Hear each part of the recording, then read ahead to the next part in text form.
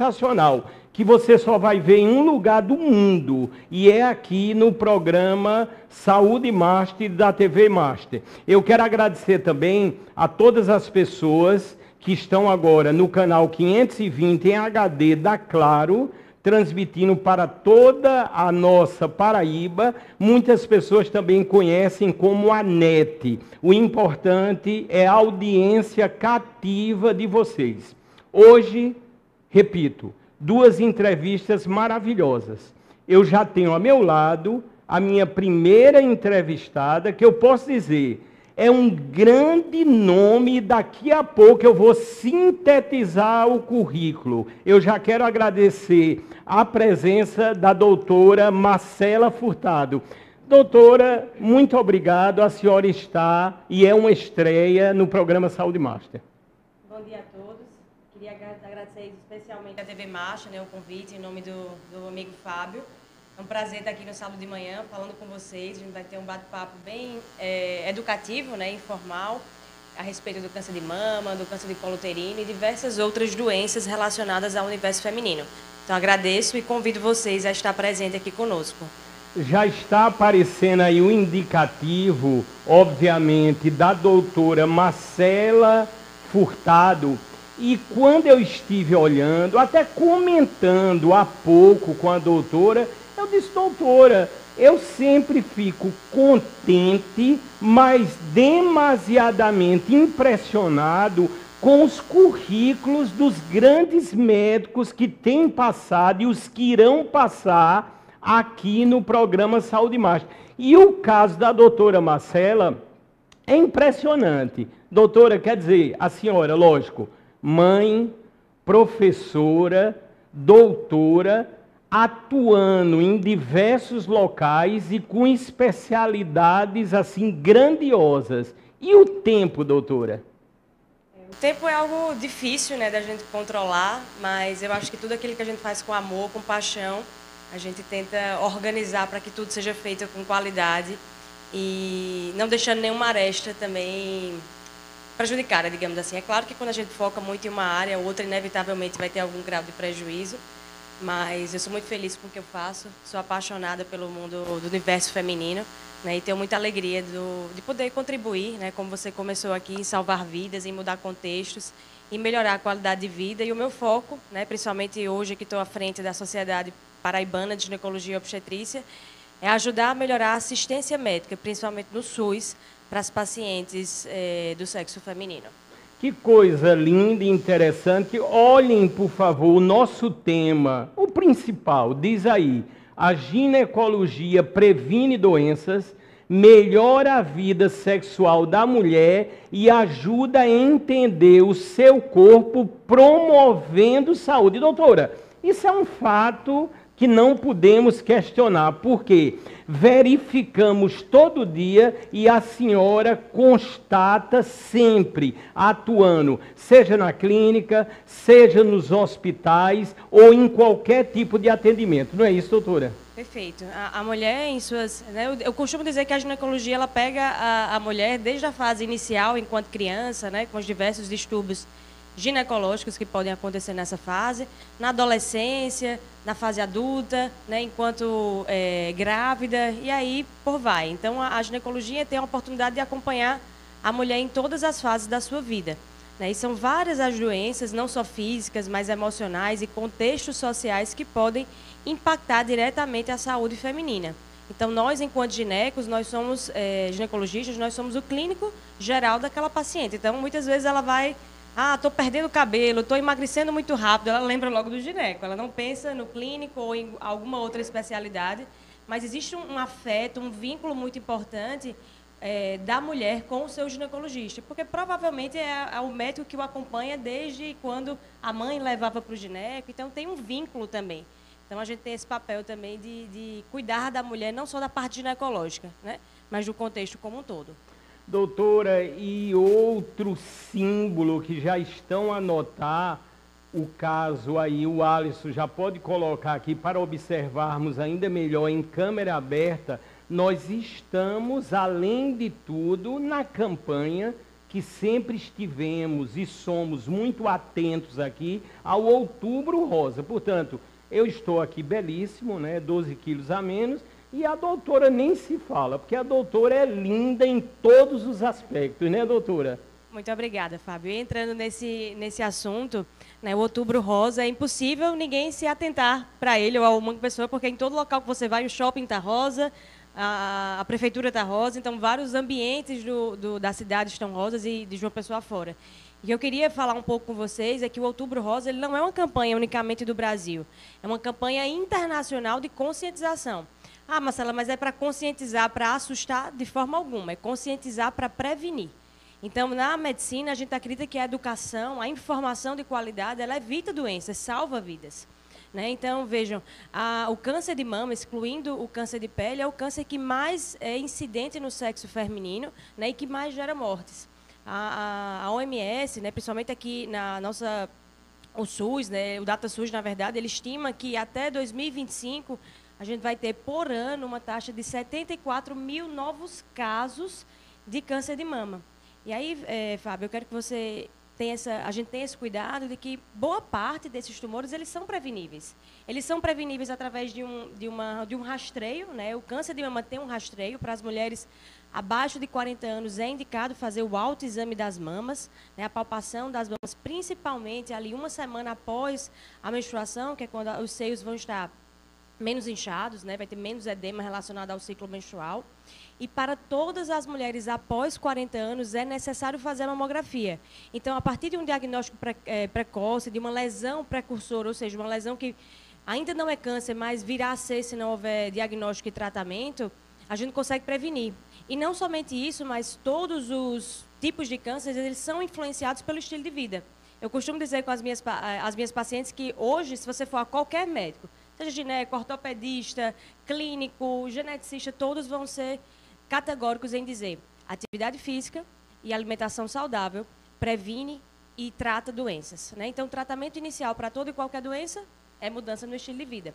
E se formos olhar especificamente para o câncer de mama, 30% eles podem ser evitados a partir de estilo de vida saudável.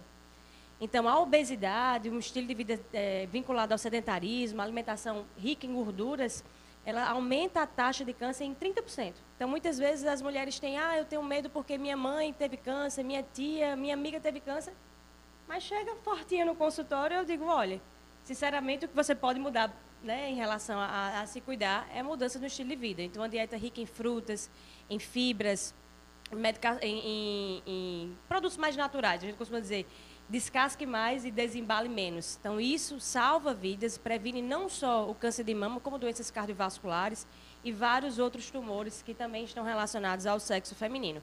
Então, o Outubro Rosa é justamente isso, conscientizar mulheres para o diagnóstico precoce e o tratamento precoce. Quando a gente consegue diagnosticar precocemente o câncer, Fábio, a gente tem uma taxa de cura de maior de 90%. Então, gira entre 90% e 95%. Ou seja, é um diagnóstico péssimo de se ter, ninguém quer ter câncer, mas a taxa de cura entendo o diagnóstico precoce, é altíssima. Muito interessante, inclusive o Alisson, já agradecendo, pode lançar a nossa primeira tela-tema, que está dentro do contexto, a doutora falou tudo, diz aí, Outubro Rosa, precisamos debater, conscientizar e prevenir. É um fato. E, doutora, eu sempre muito atenta ao que acontece no mundo. Eu procurei ontem, nas minhas pesquisas, baseado no câncer de mama, saber como é esse histórico mundialmente falando.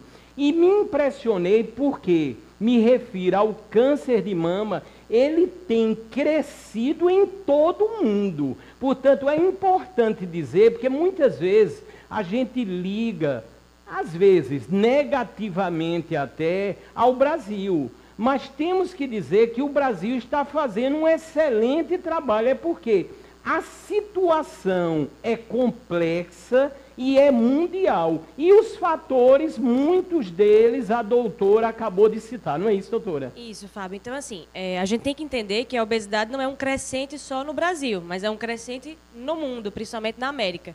a gente tiver um olhar assim, crítico em relação ao Brasil, 30% das mulheres estão em sobrepeso e 20% das mulheres são obesas. Então, esse número ele tende a crescer todos os meses, todos os dias.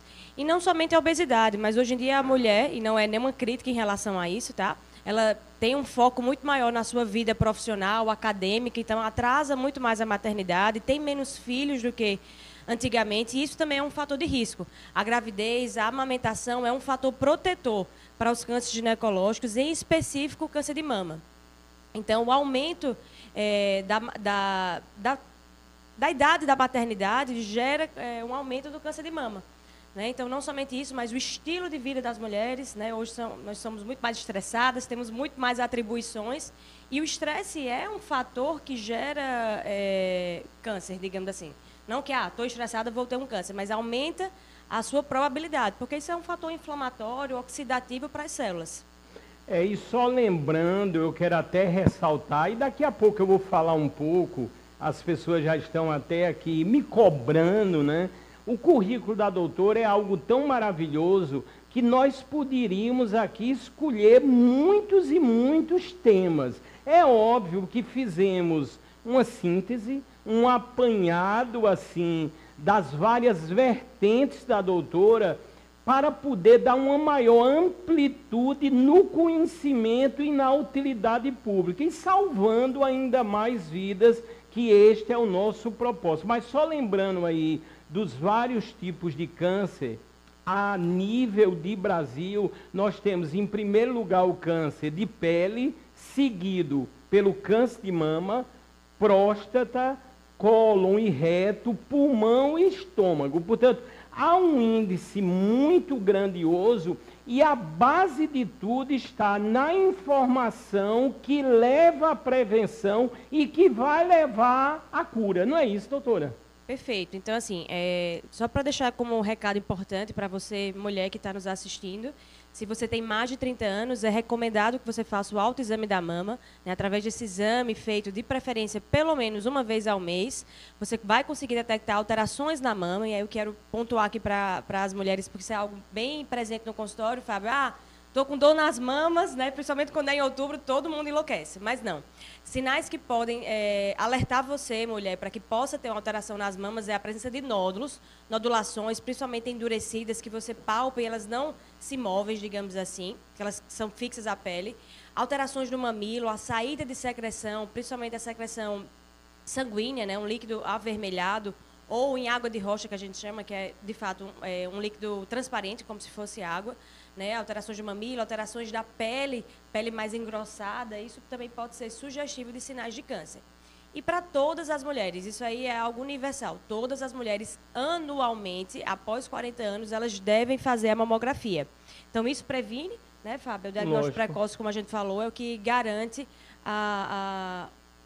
um sucesso no tratamento. Né? Então, 90% a 95% dos cânceres diagnosticados em fase inicial, eles vão ter uma taxa de cura excelente. Nós estamos ao vivo, é bom que se diga, é o programa Saúde Master, entrevistando, eu já posso dizer, a renomada e excepcional doutora Marcela Furtado, que eu fiquei sabendo é de Campina Grande, né, doutora? A maravilhosa cidade de Campina Grande, uma audiência grandiosa, Campina Grande, daqui a pouco estarei lá com o papai para passar o final de semana. Vem um feriado aí muito prolongado, porque em Campina Grande, dia 11, já parabenizando, já é o dia da cidade em Campina Grande. Portanto, lá vai ser feriado quarta, quinta, sexta, sábado e domingo, mas estaremos aqui fazendo o programa e salvando vidas. Doutora, Campina Grande é sensacional, né, doutora? Campina Grande é a minha raiz, né? Minha mãe é de Campina Grande, meu pai é de São José de Piranhas, mas eu cresci em Campina, vim para João Pessoa ainda nova, né? Completei 9 anos aqui, mas as minhas raízes, a minha família está em Campina Grande. Doutora, a senhora, eu fiquei sabendo, tem 3 filhos, não é isso, doutora? Isso. Eu gosto sempre que diga a idade e os nomes, viu, doutora? Eu gosto muito de criança. Perfeito. Eu tenho 2 enteados, que são meus filhos de coração. Clarice, inclusive, está ali assistindo Clarissa. A gente. Clarice tem 9 anos, vai fazer amanhã. Antônio tem 5 anos. Que coisa linda. Isso.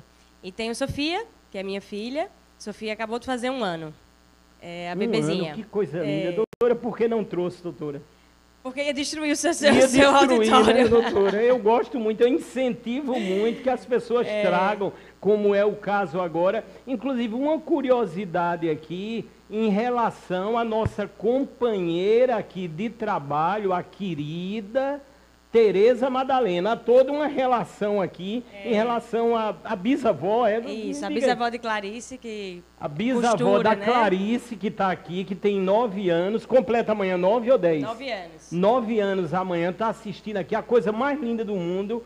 E, no caso, a bisavó dela trabalha, creio, na área da costura, é isso? Isso. E já fez várias roupas para Tereza Madalena. É por aí, doutora? É por aí, né, Cacá? É por aí. Portanto, olha lá, Tereza Madalena, as roupas belíssimas, né, que a nossa Tereza Madalena, um ícone da TV brasileira aqui, da TV Master, que ela usa a costura, nós já sabemos da origem. Portanto, aqui há toda uma ligação com Deus e com a história belíssima.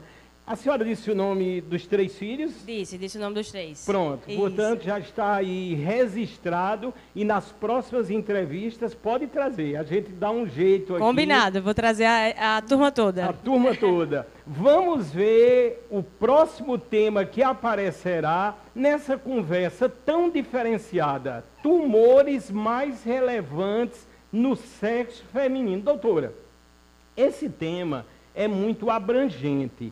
O que eu queria era que a senhora, obviamente, ressaltasse apenas a prevenção e quais seriam esses tumores que a senhora tanto está acostumada a tratar e, graças a Deus, também a prevenir e a curar. E aí, doutora? Perfeito. Então, assim, Fábio, a gente tem o câncer de mama, que acabamos de pontuar, né, que é ligado ao sexo feminino.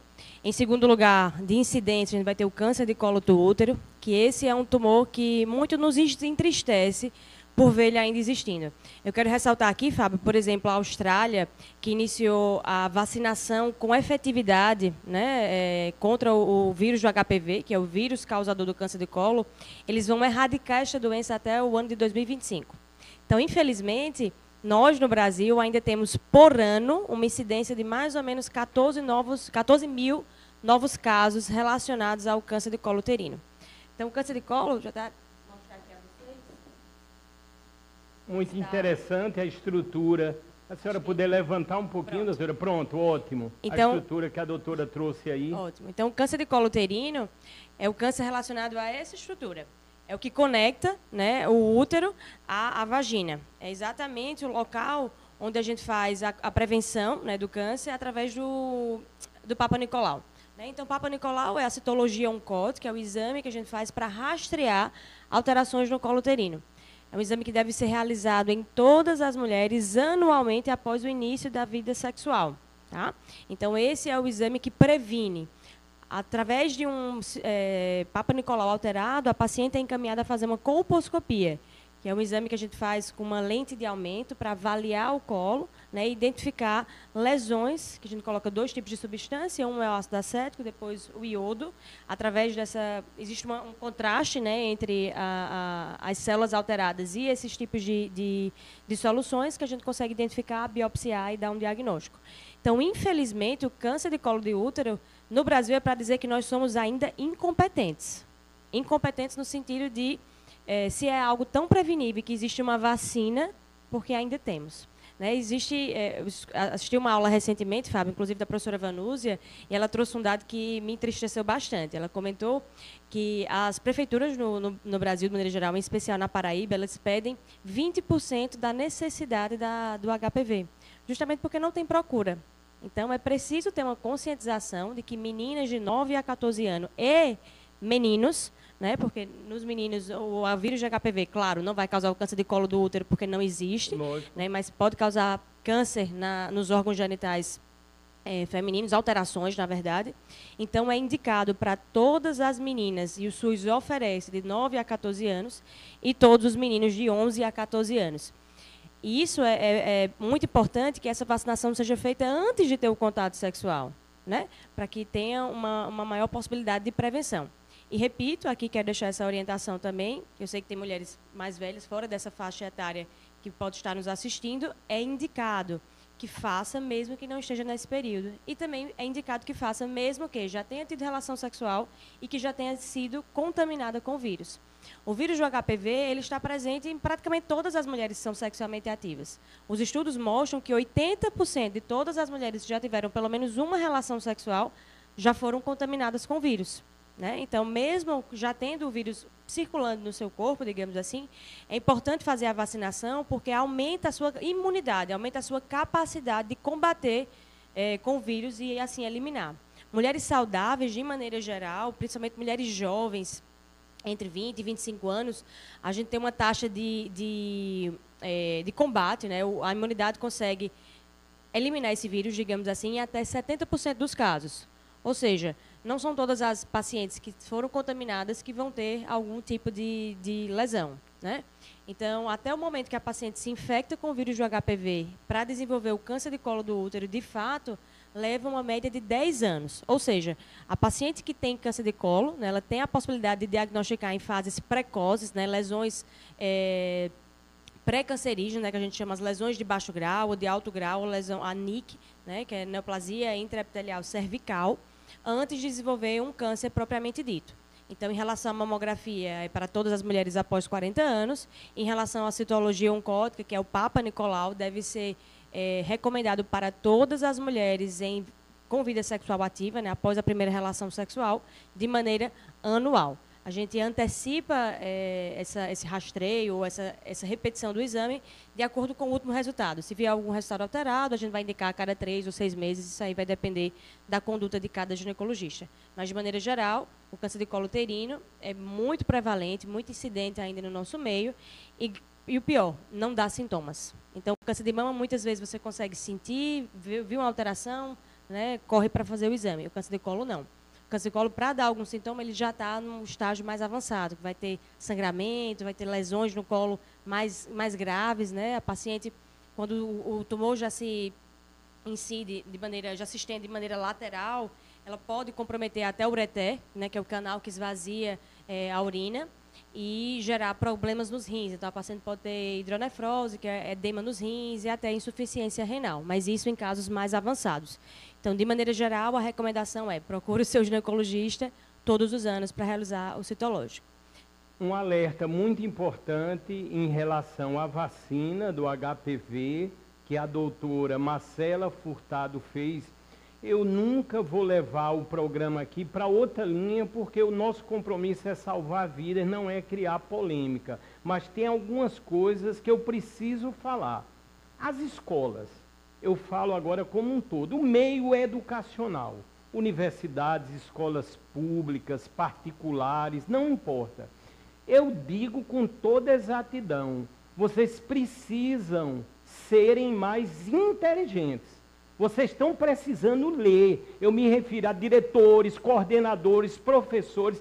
E isto tem que começar na escola, no seio da família e na escola, essa conscientização. Senão, nunca iremos mudar esses índices tristes, lamentáveis e que levam a óbitos, e muitos óbitos. Portanto, repito, eu conheço boa parte do trabalho educacional, visito por vezes escolas, vejo grandes resistências. Quando se fala em investimentos, saem correndo alguns. Precisa realmente investir na base. Vocês podem fazer muito mais. Vocês podem levar essa informação, que a vacina é necessária e que a vacina é salva, e isto é uma questão inquestionável, não é, doutora? Perfeito, Fábio. Não vamos levar aqui para nenhum crivo sobre vacina serve ou não, salva ou não, mas em estudos no mundo todo, inclusive já falei em relação à Austrália, se não servisse, não teria erradicado, né, não estaria por erradicar a doença naquele país. Então, eu sei que tem alguns colégios particulares aqui em João Pessoa que fazem campanha de vacinação nas escolas. Minha sobrinha, por exemplo, já foi vacinada em campanha escolar, mas isso é algo que, muito bem pontuado por você, deve ser em todos os locais, principalmente no SUS. Né? Infelizmente, pela, às vezes, dificuldade na assistência pelo Sistema Único de Saúde, que é maravilhoso, mas, por vezes, mal administrado ou por menos informação da paciente em buscar ajuda. Em relação ao câncer de mama, por exemplo, a paciente do SUS ela tem uma chance de morrer 40% maior do que a paciente do convênio. Uma paciente que tem possibilidade de ter uma assistência privada, digamos assim. Então, principalmente nas escolas públicas, deveria ter assim, um mês de vacinação. Então, digamos, todo maio tem que vacinar todas as meninas e meninos em larga escala. Porque isso é o que salva, né, Fábio? Então, até vim conversando com Clarice, vai fazer 9 anos amanhã, vai precisar se vacinar. Ela, não vou. Eu fiz, você prefere vacinar ou ter câncer? Porque é algo que está no mundo, não tem como fazer. Temos que ser objetivo. Às vezes, algumas informações que prestamos aqui, as pessoas até dizem, Fábio, vai chocar. Mas tem coisa que temos que falar. É o nosso compromisso. Os tempos são outros, é o tempo da informação, mas da informação precisa, que é essa que procuramos levar e que tenho certeza estamos conseguindo. Tanto quando a doutora fala, é um alerta grandioso. O poder da comunicação, ele é muito forte. Ele pode alcançar lugares que nunca iremos imaginar. Por isso, daqui, nunca iremos desistir. Não é isso, doutora? Perfeito, Fábio. E aí, em relação à vacinação, eu quero muito bater nessa tecla, porque é algo que ainda se deixam esquecer, né? É algo que é impossível. E, principalmente, assim, não vai ter investimento nenhum, porque é algo que é viabilizado pelo SUS nessa faixa etária, mas a vacina, que é a quadrivalente, né, que é ofertada pelo SUS, ela cobre não somente os vírus de tipo oncogênico, ou seja, que causa câncer, como os vírus de baixo grau, que causam aquelas verrugas genitais. Então, as verrugas genitais também estão associadas ao vírus do HPV, que é um vírus transmitido em contato sexual, né, pelas suas diversas maneiras e modalidades, e que é extremamente prevenível. Né? E aí, nosso cartaz é um pouco mais amplo, eu queria já entrar em outro tema para a gente não perder de comunicar. Mas depois do câncer de colo, a gente vai ter o câncer de endométrio, né, que é um câncer que, infelizmente, a gente não tem um rastreio tão estabelecido, porque a ultrassom transvaginal não tem um consenso se deve ser realizado, né, de maneira rotineira ou não. E o câncer de ovário, que esse sim é o pior de todos, né, tem um maior índice de mortalidade, porém uma menor incidência. Né? O câncer de ovário ele não tem rastreio, e geralmente é um câncer de uma evolução muito rápida. Em relação ao câncer de endométrio, ele é mais comum naquelas pacientes na perimenopausa, então em torno dos 45 anos em diante, e ele também, Fábio, está tendo um crescimento na sua incidência, justamente associada, infelizmente, à obesidade. Então, tem uma estimativa de mais de 14 mil casos por ano também relacionados ao câncer de endométrio, que foi um aumento muito significativo comparado aos anos anteriores. E isso muito provavelmente relacionado à obesidade, porque, a título de informação, os nossos ovários eles produzem hormônio, mas o tecido de gordura, né, também produz estrogênio, que é o que faz a proliferação do endométrio e aí a chance de ter uma neoplasia, um câncer. Doutora Marcela Furtado. Doutora, é uma chuva aqui de perguntas, eu sempre atribuo isto a todo um histórico que conseguimos aqui no programa Saúde Master, as pessoas elogiando demasiadamente, e isso é uma característica de grandes professoras, como a senhora também é, mesmo exercendo hoje a título, vamos dizer, do magistério, para alunos que já estão na residência, não é isso, doutora? Ou seja, isso. Alunos que estão no último período, seria isso, doutora? Não, é que depois que o médico ele se forma, ele precisa fazer residência médica. Certo. Né? É recomendado que se faça, pelo menos. E aí eu atuo nessa área. Eu sou professora e preceptora da residência médica em ginecologia da FAMENE. FAMENE, uma grande universidade. Já tivemos aqui diversos profissionais da área de saúde entrevistados, e sabemos da qualidade. Um olhar que sempre tivemos aqui no programa Saúde Master, e nesse contexto eu vou falar de um patrocinador, foi para a área PET. Inclusive, não estou esquecido que será agora no mês de outubro, creio que na última semana desse mês, no último sábado, nós vamos ter aqui a maior cobra do mundo, uma serpente asiática, que ela tem 7 metros, ela está com 7,5 metros e está com 118 quilos. Ela virá diretamente de Puxinanã, do Museu Répteis da Caatinga com Silvanei. Serão 6 pessoas que estão escaladas para trazer a cobra e vai ser um programa nunca visto na TV mundial. A cobra, nós fizemos uma medição, o estúdio aqui é muito grande, mas ela não caberá por completo. Uma parte dela vai ficar aqui do lado de fora, mas ela vai ficar aqui em cima da mesa. Eu ficarei 1 hora abraçado com a cobra e fazendo a entrevista. Vai ser sensacional. E o mundo pet, eu quero falar de um médico que ele é extraordinário e que anuncia com muita excelência aqui no programa Saúde Marte. Eu me refiro ao grande veterinário Dr. Edson Mauro. Está aí aparecendo. NAVE, Núcleo de Atendimento Veterinário Dr. Edson Mauro. Um médico que aí aparece muito acima da curva. É aquele médico que quando você chega em qualquer patologia com seu animalzinho de estimação, ele tem aquele olhar clínico e cirúrgico também. Tanto que ele é conhecido, ele ficou, vamos dizer assim, um nome até nacional nas ações cirúrgicas que ele executa com grande equipe na sua clínica de excelência, que é a NAVE. Vocês vão ver algumas patologias muito comuns no mundo animal, só lembrando que no Brasil hoje a estimativa já são cerca de 170 milhões de animais de estimação. Mas se você tiver algum problema, principalmente, vamos dizer assim, tratando-se de cães e gatos, pode levar para o doutor Mauro.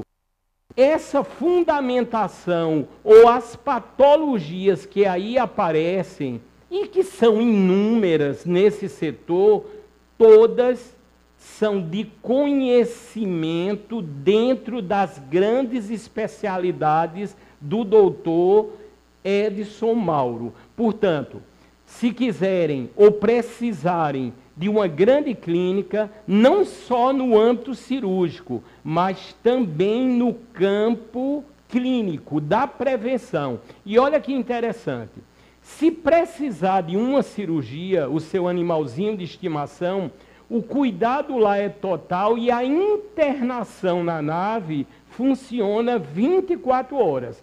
Portanto, a clínica fica aqui, na cidade de João Pessoa. Vocês podem procurar e devem procurar no Instagram, em NAVE, e aí vocês encontrarão todos os artifícios de comunicação com essa clínica magnífica do doutor Edson Mauro. Portanto, parabéns à NAVE, porque está salvando vidas a todo instante dos nossos pets. E aquilo que eu sempre digo, hoje os animais de estimação são componentes intrínsecos à família. Portanto, quando você salva e protege um animal, você está salvando também a sua família. Um grande abraço ao amigo doutor Edson Mauro. Estamos ainda no primeiro bloco ao vivo, nessa entrevista inédita, exclusiva e pela primeira vez,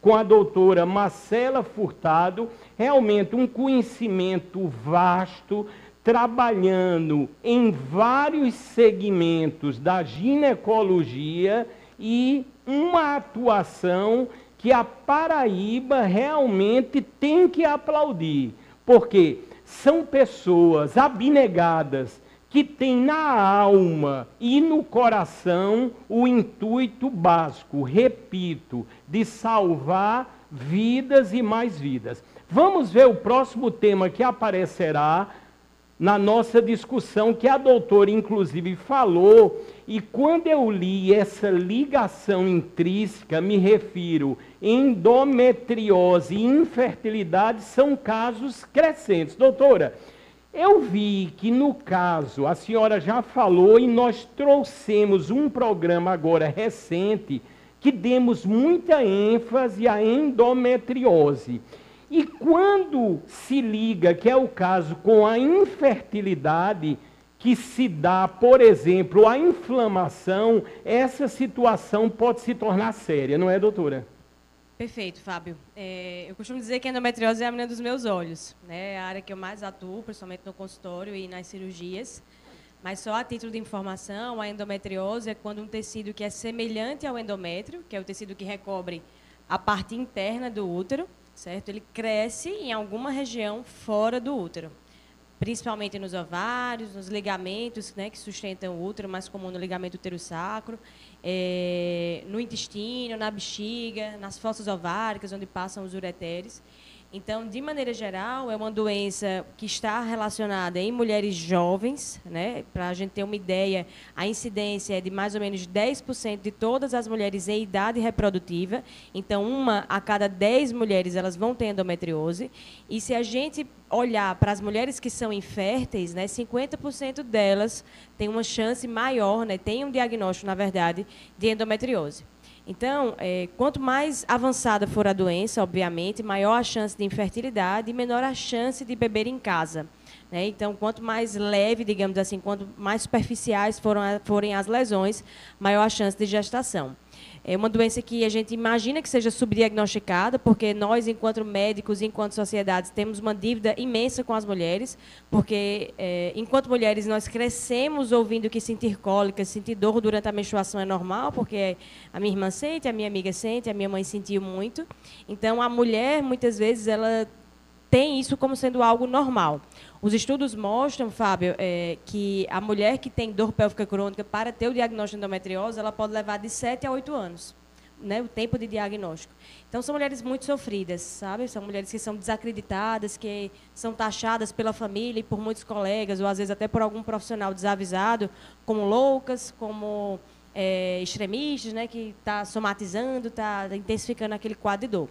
Então, se você é mulher, né, e está dentro da faixa de idade de reprodutiva, ou seja, menstrual, né, a vida menstrual, se você tem dor pélvica crônica, né, dor fora da menstruação, dor durante a menstruação, dor nas relações sexuais, dor para urinar, dor para defecar, ou até mesmo infertilidade, você precisa procurar o seu médico para pesquisar endometriose. E aí já faço um alerta também de forma para acalmar os corações.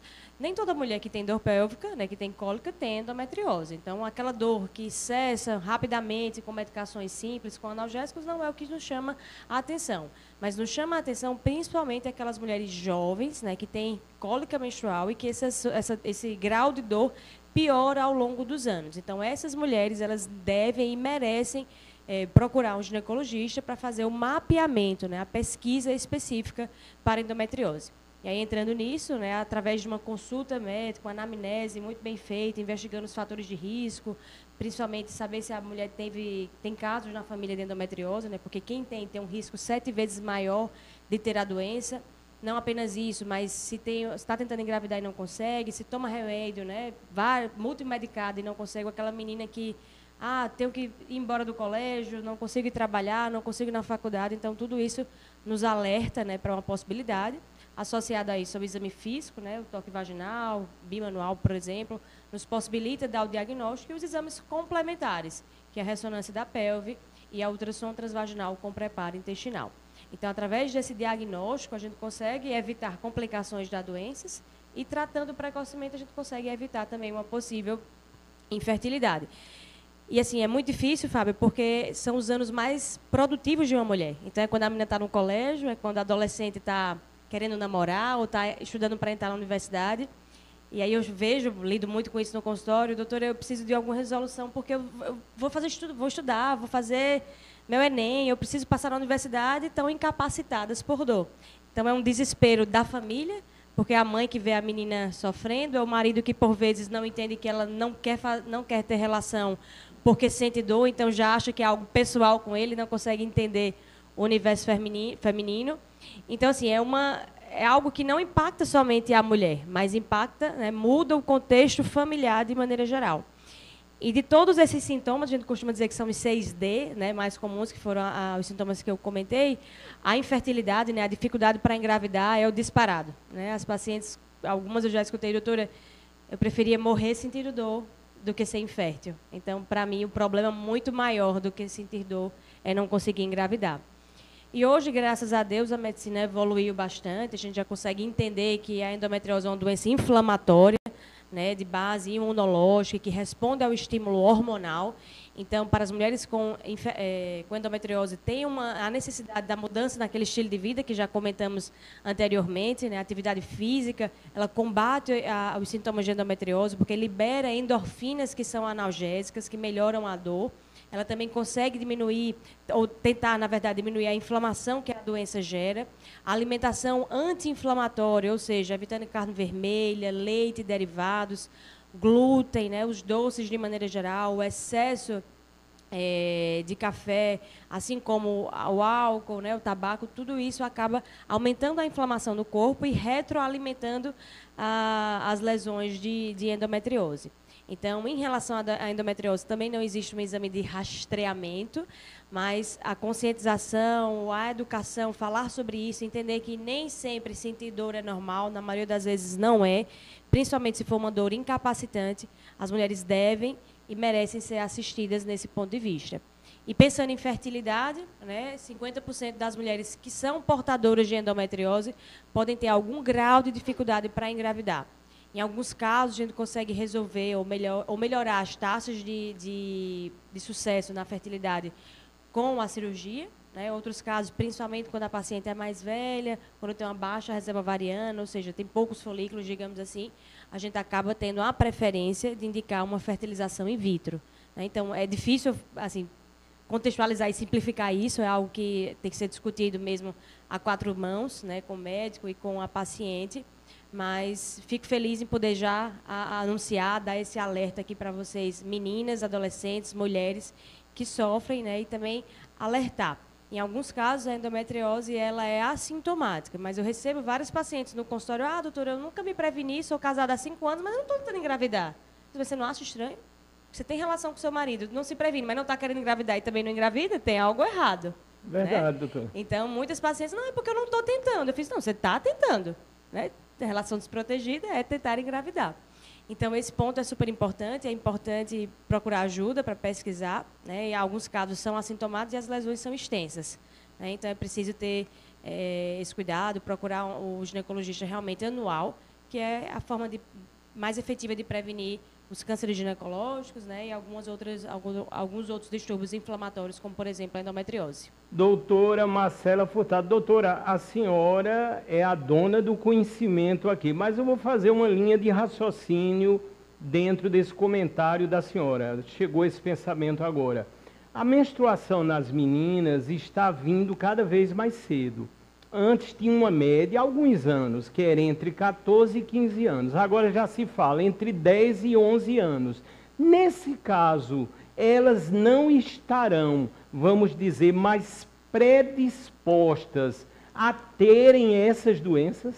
Com certeza, Fábio. A gente costuma dizer que é o fator ambiental, né? São os disruptores endócrinos. Hoje em dia, desde o ventre materno, a menina ela está exposta a muito mais fatores inflamatórios.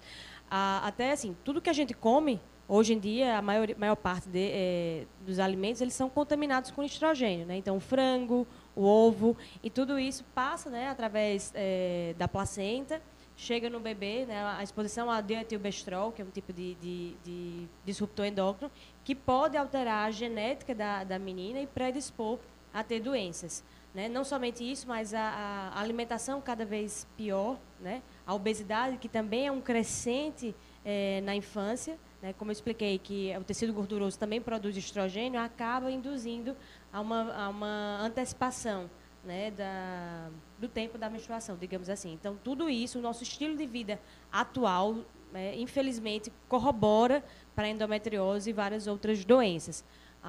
os nossos alimentos além de contaminados, nosso estilo de vida. Hoje as crianças têm uma maior associação com ansiedade, com depressão, com outros transtornos, né, principalmente alimentares também. Então isso gera um defeito, digamos assim, no nosso sistema imunológico, né, que pode favorecer o aparecimento de doenças. Só lembrando, estamos quase no final, mas é apenas do primeiro bloco. Estamos ao vivo, agradecendo a enorme audiência, canal 520 da Claro, praticamente cobrindo toda a Paraíba. O YouTube está transmitindo ao vivo em TV Masterplay e vai eternizar a nossa edição. E a internet em tvmaster.tv. Além do apoio de todo o sistema Master de comunicação, como o portal Paraíba Master, que também cobre o nosso programa, e todas as redes sociais. Portanto, a nossa disposição é salvar vidas sempre. E para isso utilizamos os mais diversos artifícios. O próximo tema, que eu acho que já pode lançar, me encanta muito, até porque eu dei aula, já falei por diversas vezes, eu dei muita aula de robótica educacional. Inclusive, eu tenho um título que me orgulha muito. Isso está no Guinness Book Brasil. Eu fui o primeiro brasileiro a levar robótica educacional para tribos indígenas. A primeira tribo que eu levei, quando morava em Manaus, eu saí com alunos, professores, num barco, com os kits de robótica, no Rio Amazonas, lá no Rio Negro.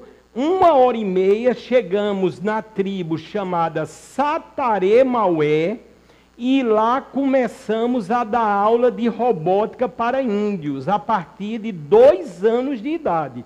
Tudo isso que eu falo, você pode ir no YouTube, está documentado em centenas de vídeos.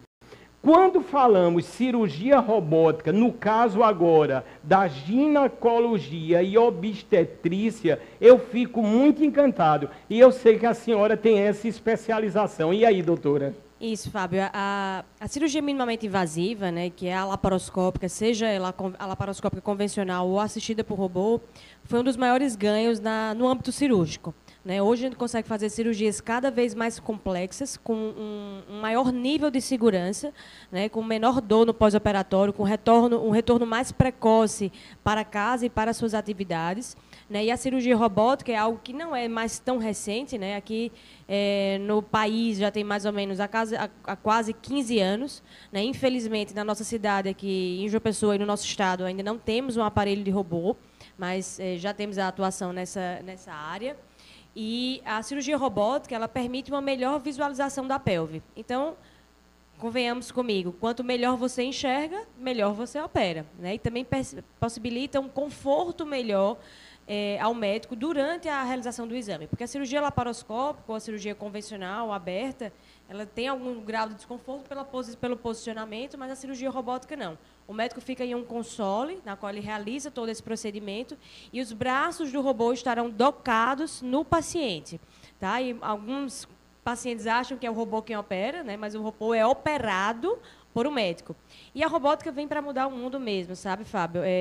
Já tem alguns casos descritos de médicos que operaram à distância. Então, o paciente, por exemplo, está em João Pessoa e é operado por um médico na França, por exemplo, na Alemanha. Então, isso possibilita que médicos de outros locais realizem procedimentos que, por exemplo, em um local não seja feito e o paciente não tenha a necessidade de se locomover. Né? Então, a cirurgia robótica ela traz mais estabilidade, mais precisão na realização do procedimento, melhora o movimento da mão mesmo. Né? A gente costuma dizer que a mão ela não tem uma flexibilidade tão grande quanto a mão do robô tem. Então, a gente consegue fazer procedimentos ainda menos invasivos e com mais precisão, principalmente na sutura, né? Que é algo que a gente usa bastante nas cirurgias da pelve. Então, do contexto da endometriose, né, possibilita uma cirurgia ainda mais eficaz, com maior preservação de estrutura, porque é uma cirurgia que a gente disseca bastante, chega perto de nervos, né, então a gente consegue ser mais efetivo, gerando menos dano no paciente. A cirurgia robótica, infelizmente, como eu falei, ainda não está aqui disponível na Paraíba, mas no estado vizinho A gente já tem em Recife, por exemplo, mas esperamos ansiosos para chegar daqui para oferecer esse tipo de tratamento também em nossa cidade e para todas as mulheres da Paraíba. Aí, doutora, eu vou dizer só 2 fatos. Eu sou um estudioso, por exemplo, do robô Da Vinci Xi. Já assisti 2 cirurgias robóticas no Hospital Português do Recife. Assisti uma cirurgia robótica com o doutor Maxwell Stanford, que é o chefe da cirurgia robótica no aparelho digestivo, um paraibano residente no Recife, e foi maravilhoso ver uma cirurgia bariátrica por robótica. E também assisti uma cirurgia robótica atuando em câncer do pulmão. Portanto, eu sei toda a efetividade. E uma informação não vou poder revelar integralmente. Não adianta me perguntar. O robô da Paraíba, o Da Vinci Xi, o robô cirúrgico de última geração, ele já foi comprado por um hospital aqui na Paraíba. E nós vamos divulgar no momento propício, com uma entrevista aqui, em primeira mão. Portanto, o Recife hoje já tem 5 robôs. E nós vamos passar até o primeiro e depois virão os outros, se Deus quiser. Torcendo até para o SUS comprar, porque tem muito dinheiro. O que falta é saber bem administrar. Não é isso, doutora? Perfeito, Fábio. Aqui no Brasil já tem alguns hospitais no SUS, no Rio de Janeiro, em Barretos, que é um hospital de excelência no tratamento do câncer, né, o Hospital do Amor. Lá tem muito investimento e também muita doação, né, principalmente pelaquela área dos cantores sertanejos. Verdade. Né? Então, assim, a robótica ela já é uma realidade, infelizmente não é uma realidade na Paraíba, mas é uma realidade no Brasil e no mundo, né? Possibilita que a gente faça cirurgias cada vez mais precisas, com menor grau de impacto na função da paciente, né? Seja do sexo feminino ou masculino. E na urologia, por exemplo, é incrível, né? Nas cirurgias urológicas tem um menor índice de disfunção erétil, né? Disfunção sexual após as cirurgias robóticas, então... Por isso tem um ganho excelente para os pacientes do sexo feminino, masculino, perdão. Mas, de maneira geral, é algo que eu acho que agora é um novo tempo. Já temos... o Da Vinci perdeu a patente. Verdade, né? Então, a Intuitive não é mais a agora empresa. Vai diversificar muito mais, né, com essa quebra de patente. Vamos ter uma diversidade maior, obviamente, de robôs e também robôs com um preço até mais acessível, não é isso, doutora? No Brasil chegou a plataforma Hugo, por exemplo. Verdade. Né? Eu fiz a minha formação em cirurgia robótica no Hospital Einstein. Certo. E a gente já tem, né? Eles já compraram essa plataforma. Então, assim, hoje em dia está chegando novas e aí, quando você perde a patente, inevitavelmente você tem que baixar o preço, porque vai ter concorrência. Né? Então, a gente está ansioso aí pelos próximos anos. A Google também... tem uma promessa de um robô que vai ser revolucionário. Né? Eles advogam que estão criando um banco de dados para que o robô até consiga operar praticamente sozinho, né? Sem o auxílio de um médico.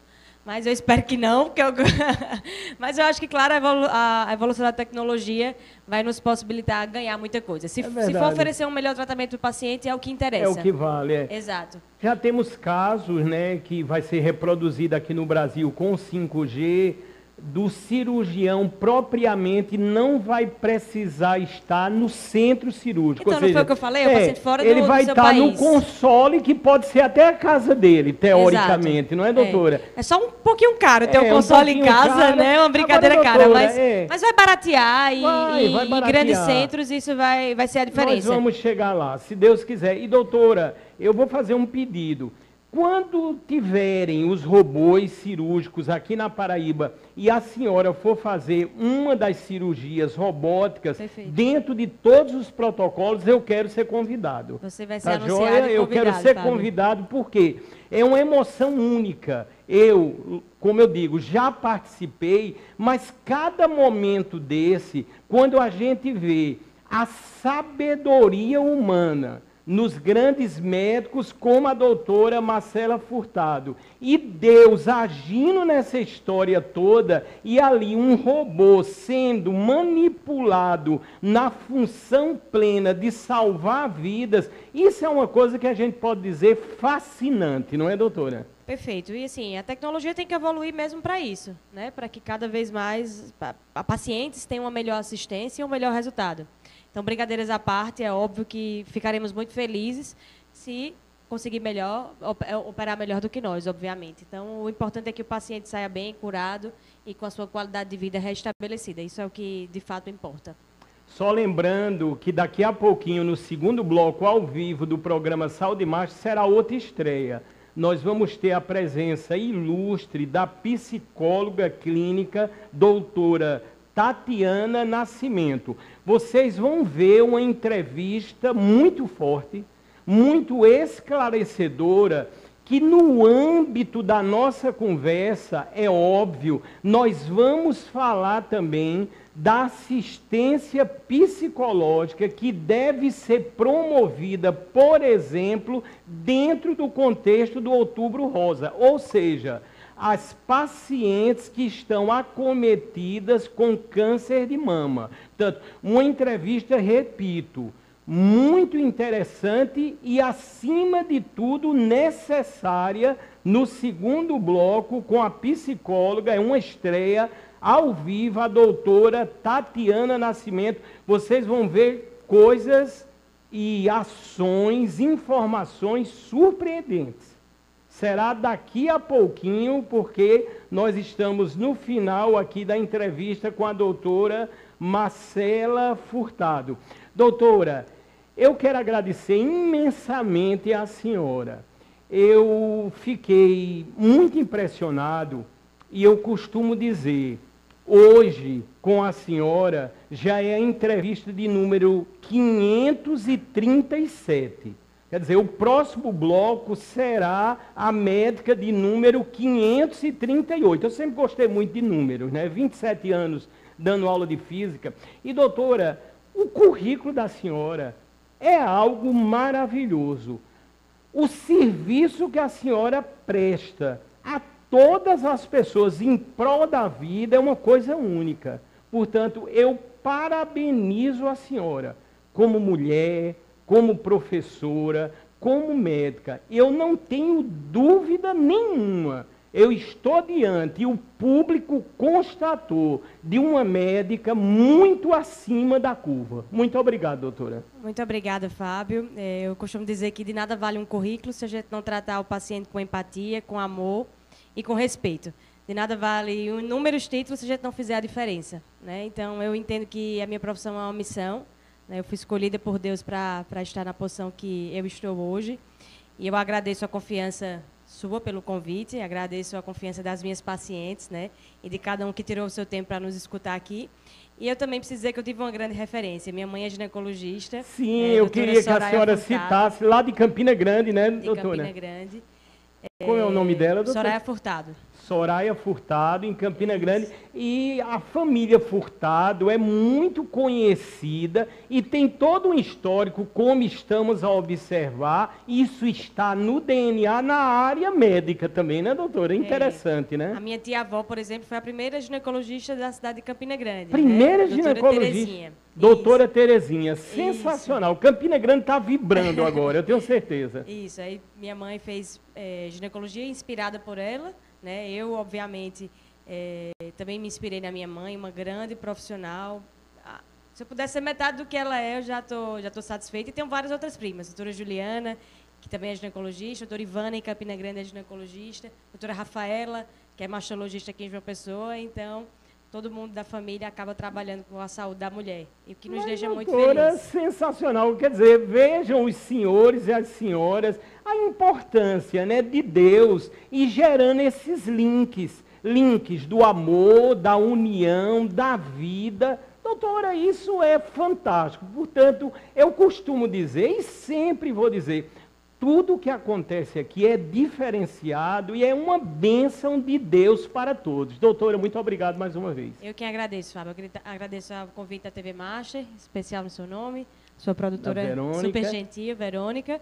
Foi um prazer estar aqui e espero ter outras oportunidades para a gente conversar mais. Passou tão rápido que a gente está na metade do que a gente ia falar. Mas, doutora, eu vou ter a senhora em outros momentos aqui, com certeza, esse ano ainda. Doutora, eu queria que a senhora, antes de irmos ao intervalo comercial e ao segundo bloco, que dissesse, por favor, o Instagram, a rede social principal, e fique muito à vontade em relação à clínica onde a senhora atende. Certo. Meu Instagram é DRA Marcela Furtado, doutora Marcela Furtado. Né? Eu atendo, a minha clínica chama Endoclin, né? Trabalho com a doutora Soraya, que é minha mãe, o doutor Pedro, que também é nosso sócio. A gente trabalha voltado na área da saúde feminina, mais para ginecologia, né? Endometriose, cirurgia ginecológica, uroginecologia, principalmente voltado para a parte endoscópica, né? A laparoscopia, a esteroscopia, em breve, muito em breve, se Deus quiser, com a cirurgia robótica. Mas, como eu disse outra hora, antes de qualquer outro título, a nossa missão mesmo é cuidar de mulheres com atenção, com respeito e promover qualidade de vida, porque principalmente nas pacientes com endometriose é o que mais dói no nosso coração, né? Verdade. Mas muito obrigada. Obrigado, doutora. Nós vamos ter agora um pequeno intervalo comercial. Eu aconselho a vocês, e tenham certeza, não saiam daí, porque o segundo bloco também será inédito e exclusivo. E tenham a certeza, vocês estão diante do melhor programa de saúde na TV brasileira. Aqui nós sabemos falar de saúde e bem-estar. Nós pesquisamos, nós entendemos. É uma dedicação plena há 4 anos. Não ocorreu uma entrevista destas que irei completar no próximo bloco, a de número 538, que eu não tenha pesquisado, me aprofundado para levar o melhor e para salvarmos vidas. Portanto, daqui a pouquinho, depois Fábio, deixa eu só mandar um abraço. Pois não, doutora. Recebi aqui no WhatsApp para meus sobrinhos que ficaram com Os ciúme, sobrinhos, viu? doutora, pelo amor de Deus, graças a Deus que a senhora vai falar. Diga aí, doutora. Um beijo para Céci, Vivi, Melissa, Wilson Filho e para Bernardo, que estão todos aí acompanhando a gente. Todo mundo acompanhando e lembrando que o programa Saúde Master, ele conta no decorrer da semana com outros horários de exibição e vocês, cada vez que assistem, isso é normal, a literatura já diz isto, vocês vão aprender mais e poderão salvar mais e mais vidas. Daqui a pouco, depois do intervalo comercial, estarei de volta.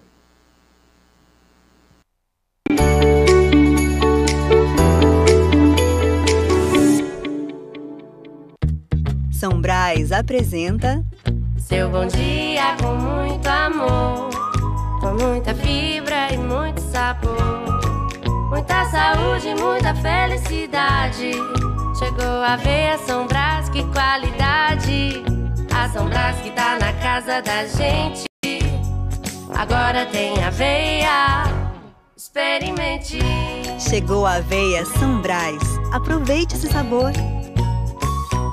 Cuidar de alguém é uma das tarefas mais importantes da vida. E nós, da Acuidar, nos orgulhamos de ter uma equipe de alta capacitação profissional presente em muitos lares em todo o Brasil. Somos cuidadores de pessoas. Prestamos um atendimento de excelência a idosos em qualquer fase ou condição física, com técnicas modernas, profissionais bem treinados e um carinho sempre presente. Também atuamos no apoio às mamães, desde a gestação até os cuidados em casa com o bebê. Se a necessidade é ficar com as crianças, também dispomos de cuidadores para o acompanhamento e todo o apoio necessário aos pequenos. E se a vida exigir uma pausa para cuidados cirúrgicos, a Acuidar também está presente no período de recuperação, prezando pela qualidade em cada detalhe e sempre com segurança e profissionalismo. Quando precisar, escolha a Acuidar, porque cuidar com amor é a nossa missão.